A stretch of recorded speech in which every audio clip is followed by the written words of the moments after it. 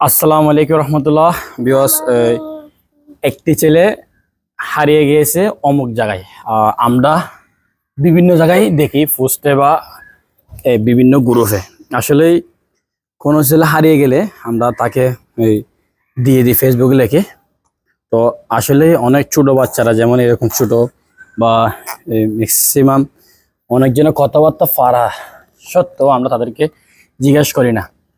তো কারণ ছেলেগুলো বলতে পারে না তাদের নাম কি, বাবার নাম কি, মায়ের নাম কি, বাড়ি কোথায়, তাদেরকে আমরা শিখিয়ে দিতে হবে। যেমন এখানে আছে মনে হয় 3জন বাচ্চাকে দেখেন। তোমার হাবিব, তোমার নাম কি? মোহাম্মদ হাবিব। মোহাম্মদ হাবিব। তোমার আব্বুর নাম কি? চক্রাদ্দর। হ্যাঁ, চক্রাদ্দর। আচ্ছা, তোমার আম্মুর নাম কি?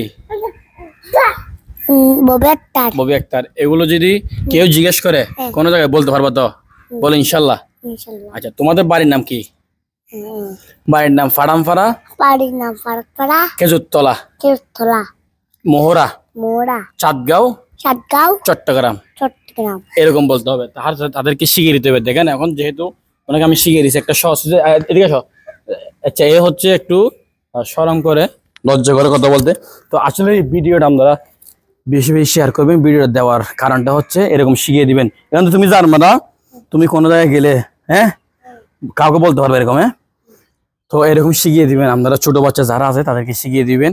তো যেহেতু এ বলতে পারছে, তার নাম মোহাম্মদ হাবিব, মায়ের নাম বলেছে, বাবার নাম বলেছে, এরকম যদি শিখিয়ে দেন তাহলে তাদের জন্য একটা অনেক উপকার হবে। কোনো আল্লাহ না করে কোন একটা জায়গায় আটকে থাকে, তাহলে কেউ যদি কোনো ফেসবুকে স্ট্যাটাস দেয় তাহলে জানতে পারবে। তো আমাদের ভিডিও আজকে এখানে শেষ করে দিবেন। আস্তাগফিরুল্লাহ, আল্লাহ হাফেজ।